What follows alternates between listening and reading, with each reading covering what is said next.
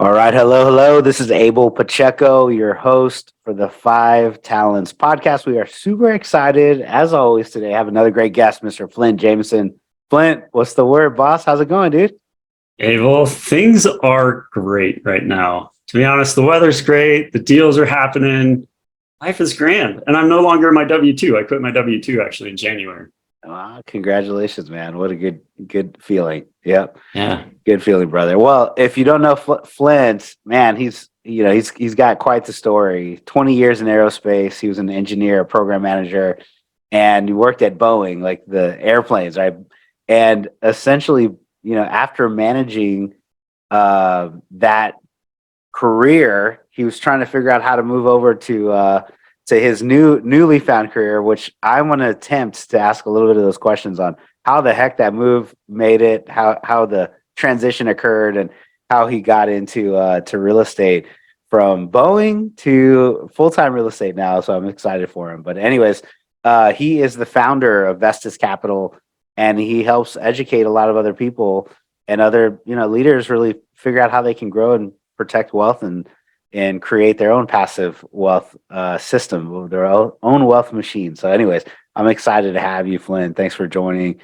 And I know we've been connected in all the different realms and ways, and just never had you on a podcast interview, so we're excited. But Flint, in your own words, why don't you tell us a little bit more about yourself? Tell us who you are and what you do, and man, we'll start a great conversation here, bro.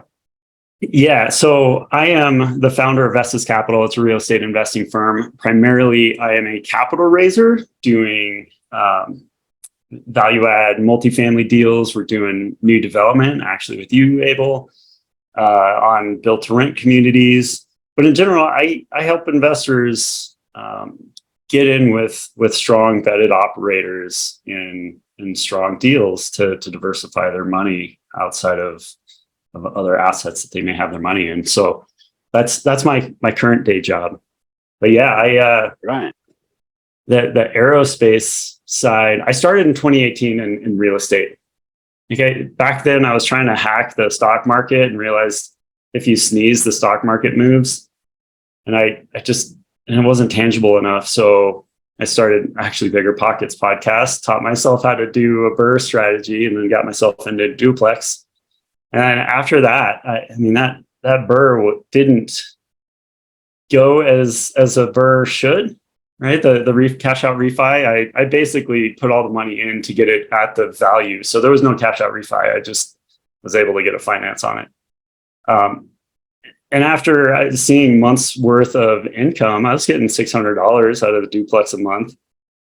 But I was like, that's no way going to get me to financial freedom. I'd have to do that 50 more times with all the capital, all the time spent, all the heartache. It's basically buying a job every time you buy a duplex and BRRRR it. So it's like, I got to find something better. And then that's when I discovered syndications, and here we are. All right. Yeah, that's awesome, man. Well, real estate since 2018 and doing big deals, definitely now. But let me pause you for a little bit. So how does one become an aerospace engineer, man? 20 years? What tell me a little bit about that time. Yeah, we'll go in the way back machine. Went to Colorado State University. I got my mechanical engineering degree. And actually, my first job out of college, I don't talk about this much, but I worked telerobotic manipulators for the nuclear decontamination industry. Okay. It's a mouthful. Okay. It's basically a robotic arm that's in the high radiation environment. You have to move radioactive materials around. So did that for 2 years, and then overworked, underpaid at that job. And I was like, what am I doing with my life? And somebody planted a seed in my ear and said they had a mechanical engineering friend that moved to New Zealand and worked on yachts. So I did that. This is one of the best decisions of my life. All right. I actually don't talk about that this much, so maybe we'll dive in a new podcast. That sounds awesome. I sold everything I owned, sold every majority of what I owned. Everything that I had left would fit in my backpack. I just sailed off to New Zealand or flew down there and just started looking for jobs. And I tried to apply for yacht companies. being a boy from Denver, I'd never sailed before. So I didn't really qualify for being a sailboat engineer, but it turned out for the best because I started just working odd jobs and traveling around the country and living in these hostels for a year. And I met so many people from around the world, was exposed to so many different cultures. And it was just, it was life-changing. And to be honest, I worked at a bike shop for 2 months in Auckland, bought myself bike touring equipment, put everything I owned on a trailer on my bike, and I rode the entire distance of New Zealand for a month on my bicycle, just solo bike touring. But the reason why it was so good is because I became a different person. And I escaped my bubble, the world I was living in. It forced new challenges on me. I didn't have anyone I could fall back on quickly. I was in a totally different country. And it was awesome. Yeah. And Yeah, when I finally came back home, I applied for a job at Boeing. And I think back then I got like a $20,000 raise. So I took a year off and got a $20,000 raise. And then that's how I got into aerospace. yeah, that's awesome, man. And if I understand it right, you even helped design some of the wing structure on the Boeing Yes. 787, right? That was 10 years of my life. It was a blast, but I worked my butt off, lots of overtime down there. But yeah, I mean, when I started, they were 4 years behind schedule, and it was just hair on fire. We got to design this aircraft. I got to see the first one being built. I got to see the rollout party that they call it, where you roll the first aircraft out of the hangar. It was such a great experience. And then we get to fly on it. Everybody around the world is flying on this airplane. We know Boeing 787. Yeah, everybody and anybody. It's like, that's a piece of my work. Yeah. So that's a pretty awesome, man. Well, let me pause you right here because there's a couple of things that I want to, point out or dig into, right? So you're a younger man, right, trying to get out and see the entire world, which you freaking accomplished a big portion of stepping out of your old self into this new individual, new being, right? Yeah. Man, do you draw any of the obstacles, challenges, mindsets, things you've learned from those times still to today, and as it relates to real estate investing? I think there's definitely a legacy there that lives within inside me that I've gained from that. I was more of a typical engineer. I was a little quiet, more reserved. I wasn't a big get out there, go getter from a social standpoint. And being in that world, I definitely grew as a person. I'm now way more extroverted. I can get thrown into these uncomfortable situations and be very comfortable with it. So I think that really has helped me actually through my entire career. Yeah. So sounds like you took some massive risk too, man. You're like, I sell all my stuff. Let me just go into this country I've never been into, and let me ride around the country for a couple of months. So had you taken any big risk like that before? And no, not at all. I mean, and now you deal with risk today, right? So yeah, on the risk taking part of it today, like, man, that's still every single time we do a new deal, every single time we do a deal, there's several hundreds of thousands to millions and millions of dollars that you deal with, right? You're right. You hit a point there. That it is a big risk just to leap off and go somewhere like that. And we do take risks every day. Someone told me one day as I was going through, okay, we're getting into mindset here. We all have our struggles, right? The number one voice we struggle with is our own voice. And I was struggling with my own voice, and one of my friends said, I put this quote that she gave me. She says, "You never go small, you always go big. That is your gift. And you have tons of big things. You will do this too. Grab onto your accomplishments and let that give you some peace." Like that just came off the top of her head. And she typed that to me on a chat. And I was like, this is pure gold. I need that. Thank you. Yeah, baby, get it on. Well, that's awesome, man. And so somewhere through this journey, you had a beautiful wife, couple children, and I'm imagining that if we can talk to this, it'd be awesome. Free floating, just spirit individual that's like, you know what, I'm going to go travel the world. I'm going to make it happen and go out there and risk taker. And now all of a sudden you have family and a couple kids and finances and home and life and all of these other things start to literally, try to pin us down a little bit more, right? Yeah, Things it change. does.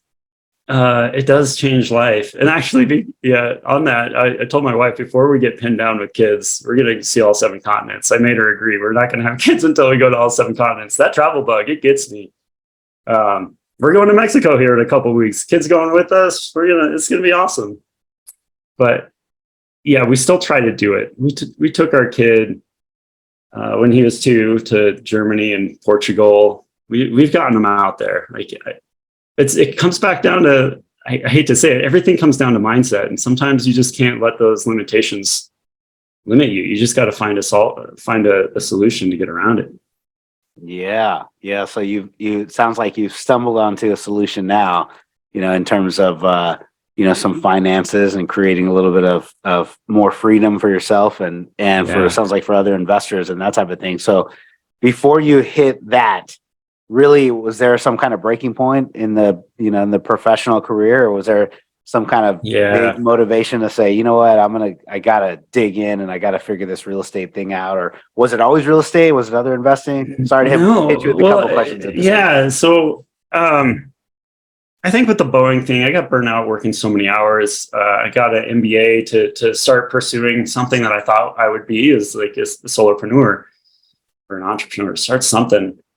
From there, I left Boeing and worked with a friend on a small business for a couple of years. We did manufacturing of aerospace parts. So I still kept my foot in the aerospace door, but we also made prosthetic feet, which was, it was a wild difference.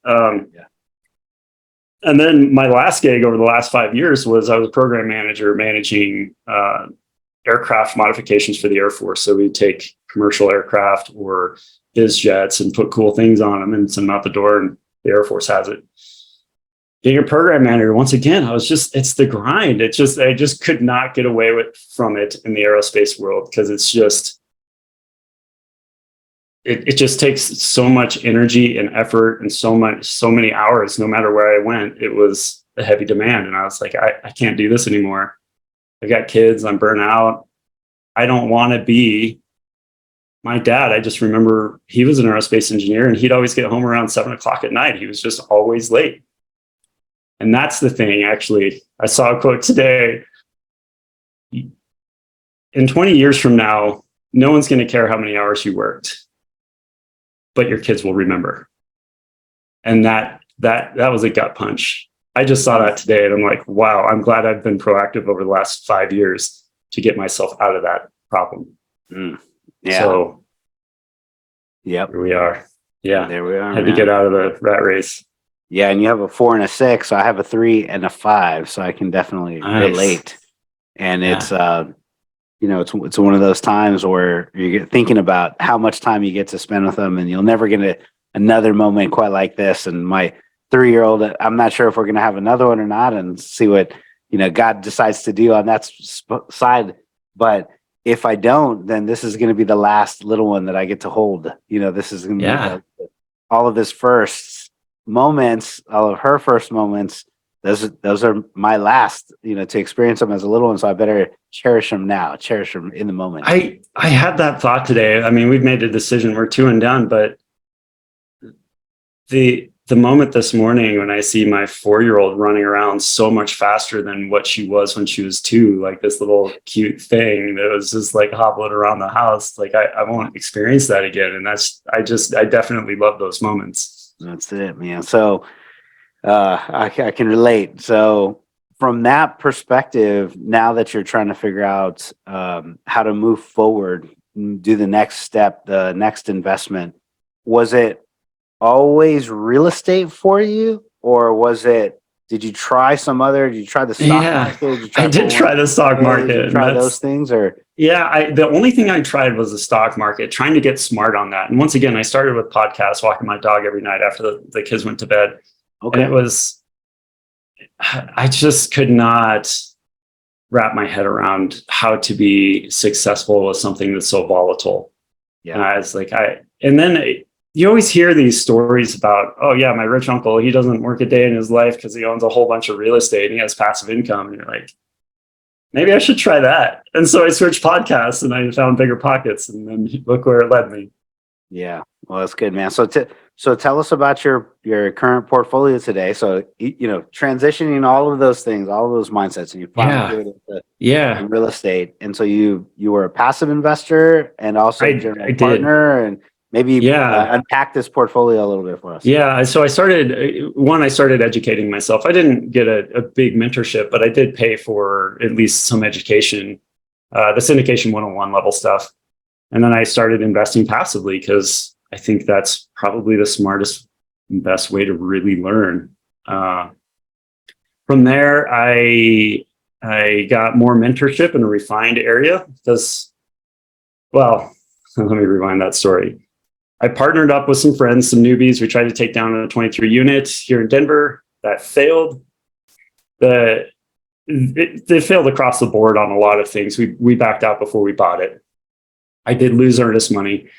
But the biggest thing I learned there was we couldn't raise capital. So I knew that was my biggest weak spot.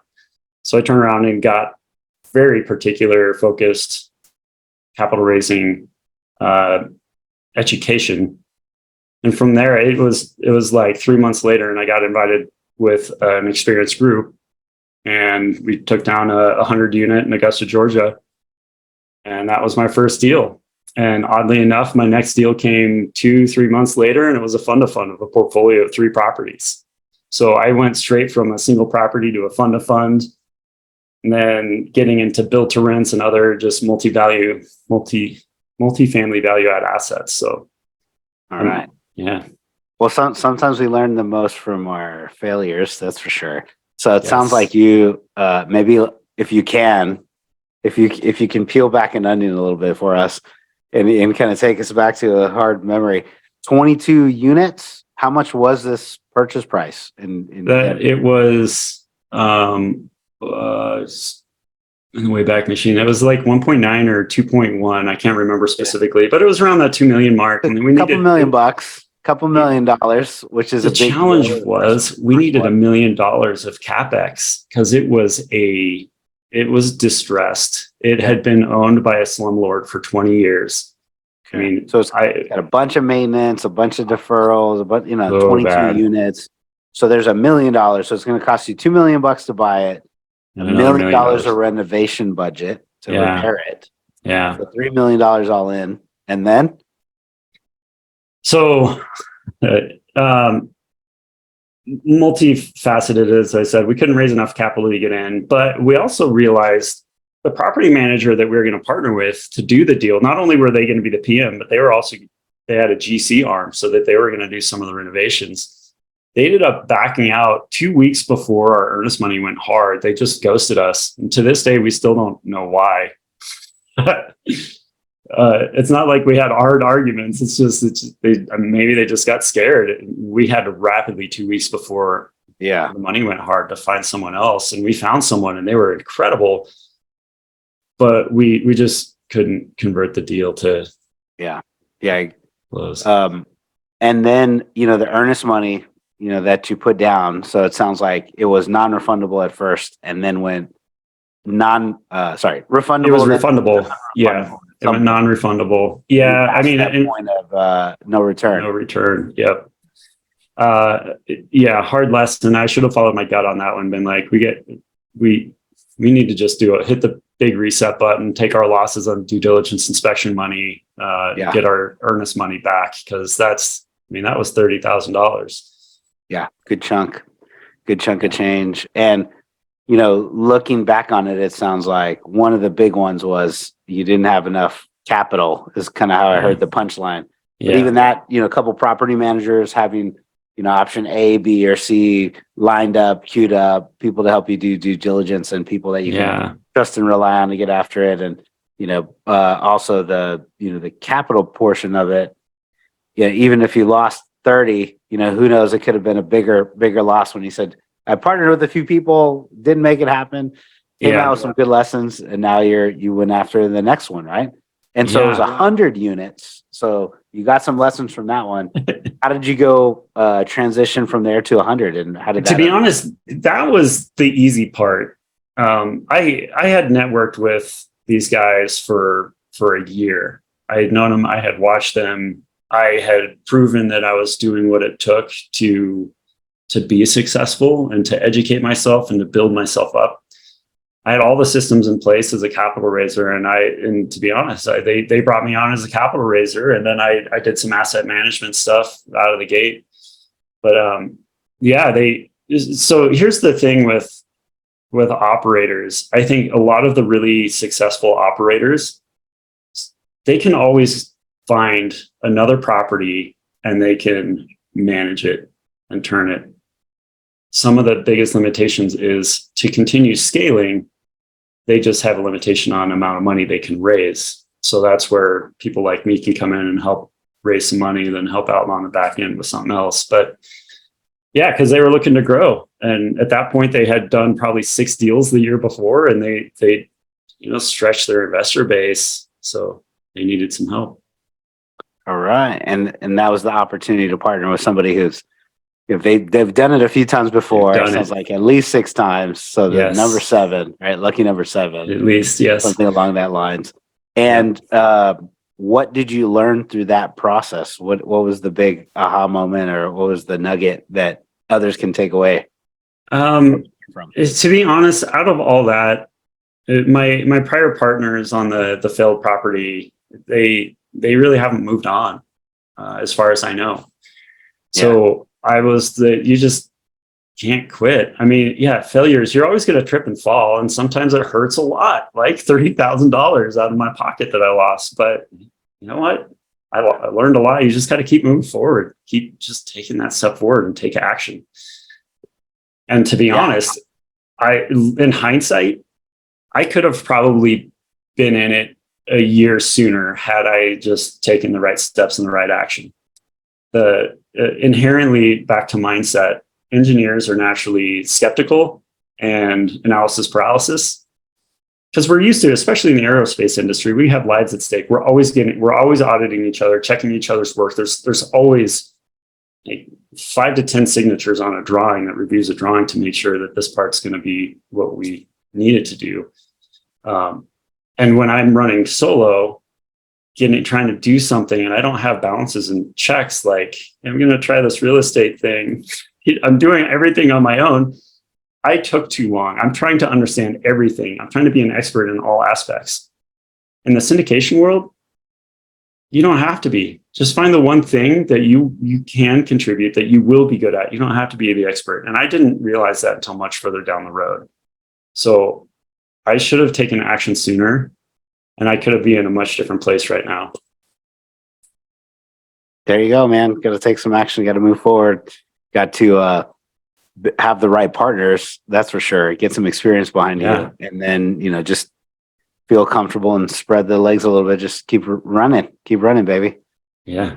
All right. Well, Flint, it's good to hear a little bit from you. And so now you've transitioned and also working on what's called BTR, build to rent.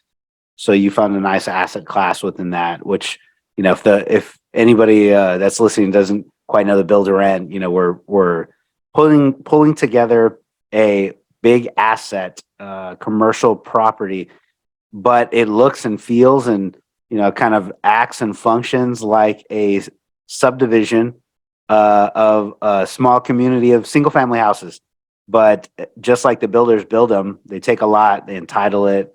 You get all your engineering, your plumbing, your civil architecture, engineer, all the fun stuff, entitle the land, get it ready. You start building it. You build a bunch of houses, call them 100. And instead of selling them off, you go and rent them as individual houses. And now the profit and loss functions exactly like an apartment complex, because you have income minus expenses, and then you have net operating income. And right now it's, among the big guys, some of the larger investment firms, larger investment dollars are heading towards this very rapidly. So that's build to rent. So Hundreds of billions of dollars of institutional money. Yeah. the big guys are rolling, so we're following suit, right? On that side, so Flint, tell us a little bit about your experience in build to rent, man. To be honest, I just got into it about, you know what, we're coming around 9 months. I saw one of my friends post on BTR. He was getting into it, and I was like, dude, this is awesome. He's like, yeah, you want to get in on it? And I said, yes, absolutely. And it was actually, that's it. Once again, it comes back to, I've networked with people for a very long time in our sphere of influence, right? We live in this bubble of syndicators, and we get to be friends with these people. And sometimes opportunities just pop up out of the blue like that. So with these particular assets, yeah, we have 3 properties. As you said, institutions are throwing money at it, but they don't build. So we are the builders.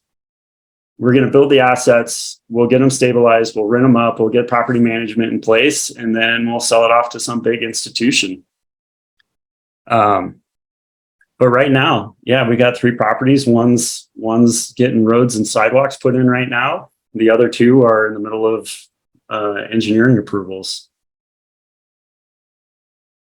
I love it. Yeah, get it on, man. And so on that build to rent side of it, the way we're doing it is we're still pulling a syndicated model. We grab a bunch of people and individuals, investors. Some of the properties are, $10+ million, $20 million. So as a general partner group, we may not have all of the equity together. We have a very small portion, earnest, risk, due diligence, some capital, maybe 5%, 10% invested from the team, but we're bringing in like about 90% of the equity that's needed. Yep. So a lot of opportunity for investors to kind of get in. So Flint is in that. I'm doing that. If you guys have any questions on it, if you want to connect with us at 5 Talents Capital, let us know. We're happy to share a little bit more details with you. But that sounds awesome. So Flint, what's the current status, man? What's going on in your world and today, and where do you think it's going to be pointed to in the future? There's so many market things that are happening right now. I like to just, I say I live a serendipitous lifestyle, because sometimes if you try to force something so hard and it doesn't happen, you really disappoint yourself. But if you keep your eyes open to opportunities that just kind of fall your way, like I just got done with the Columbus deal, value add townhome Class A in Columbus. That kind of just fell in my lap, and it was such a great opportunity with a 5.6% interest fixed loan for 10 years, and we plan on flipping it in 5. To be honest, looking forward, I'd love to do self-storage. This all comes down to, I want to help my investors get a diversified portfolio within real estate, commercial real estate. And that could mean a lot of things. It doesn't have to just be Dallas Fort Worth Class B in a value add, right? It can be a lot of things. Like you mentioned, Abel, you're doing triple net, which would be, another great asset class. You got to go where the great opportunities are. And I kind of just let things flow. All right. Well, here's to uncovering more deals and more opportunities and in your space and mine, and we'll just kind of keep going forward. So I have a couple more questions. So before you go, but before you do so, is there anything else that you were hoping to talk about? I just didn't get to ask. I forgot to hit on, anything else that you want to highlight in general, man. Please. No, I don't really, other than, like you said, the build to rent is kind of my primary gig right now. So, hit us up. All right. Who do you want to reach out to you, and where can others go to ping you? Yeah, how to connect with me. So you can go to investwithflint.com. That'll take you to my site, Vestus Capital. Most people can't remember Vestus Capital, so invest with Flint. And then if you want to engage with me, I'm on LinkedIn all the time. It's /Flint Jamison. All right, very good. Well, I appreciate the opportunity and the time, sincerely, just to learn a little bit more about you and what you're doing, and then also for others to kind of learn from a few lessons from you as well. So we appreciate it. But the other questions that I have, from today, what's your guess? What's your direction? Where's your compass pointing to? Man, what's going to happen with interest rates? What's going to With happen with the the economy. market? What's going to happen with everything, man? Any insights from your world that we'll take? We'll look at it as another viewpoint. God, I broke my crystal ball at that 23 unit here in Denver. I don't know. I think that the Fed, they're gonna have to slow it down no matter what, if they don't pause now. But to be honest, I just made a post on this, I think, this week or last week. It's all about the recessionary period is standard economic cycle. So a little bit of fear is healthy, but letting fear drive you to the point where you take no action you're gonna see the results in your wealth is inaction and loss. So you have to take action. Businesses don't stop because there's a recession. They have to figure out how to deal with their environment. So you, as an investor, you should take that same mentality. Yeah, I love it. Yeah, you got to keep moving forward. You got to keep taking action. Man, I'd love to say I have this perfect, unblemished real estate record, but we've been investing. We never do. We've been investing since '08, and we've had a couple of losses. We've had some single family, dings, and then we've had a big multifamily, ding, and it's like, when you think of that pain, it took us a little while to like get back on the horse. Each time we got knocked off, you get hurt, and you skin your knee and skin your elbow, and then you're thinking about, man, I hope this wasn't the broken bone. But in either case, if you don't get back on the horse, the alternative is, taking no action. And, we have me, I'm in the mid 40s, almost mid 40s, 42, I'm 43. You and I are the same age. Yeah, I love it. And, my parents are like in their 70s, and I just heard the Social Security kind of forecast was, according to 2023 annual report, Social Security Board says that they're going to be depleted all of their funds by 2034. So that's like 11 years from now. Social Security will be out. And they're like, okay, well, that plan for a lot of people, in my parents' age, it's like, man, now my head goes to how do I make more so that I can even help them? And I'm certain that there's a lot of others that have it in that same mindset. Like, I didn't have enough for retirement, or I'm not going to save, or maybe they always thought the plan was going to come to them. But yeah, if you don't take action, ain't nothing going to happen. No one's going to come save you. That's for sure. So you just got to keep getting back on the horse, and you have to take the risks, because if not, you're just going to go to work for the rest of your life. And that's it. Right. So take some risk, man. Social Security, I have a tiny little $30,000 pension from Boeing for my 9 years there. I was talking to someone, and they're like, yeah, that's great, you have a pension. I'm like, it's $30,000 now. It's projected to be like $90,000 by the time I'm 65. That is the worst rate of return. And two, it's not assured I'll get it. And I don't know what Boeing's going to be like when I turn 59 and a half or 65, whenever I'm allowed to start drawing on that pension. Yeah. It's like, I can't rely on it. Yeah. So you got to keep moving forward. Well, I appreciate it. Flint, I appreciate your time. Appreciate, every opportunity to just learn a little bit more about you, like I said. And, I hope some others got some nuggets of wisdom and can move forward as well. Any last parting words, any last thoughts or ideas you want to share? And no, other than I'm always accepting sophisticated and accredited investors to join me along my journey, invest with my friends and family, and I. Get it on, man. Get it on. Well, Flint, thank you very much for the opportunity. And for our sponsors, we appreciate it. Appreciate the opportunities that you guys give us as well to continue moving forward. And then if you all want to share some more reviews, ratings, they're really growing, and we appreciate every opportunity that you have for feedback as well, to receive it. So thank you very much. Again, this is Abel Pacheco at the Five Talents Podcast. Flint, thank you very much for your time. I'll talk to you soon. See ya. Thanks, Abel.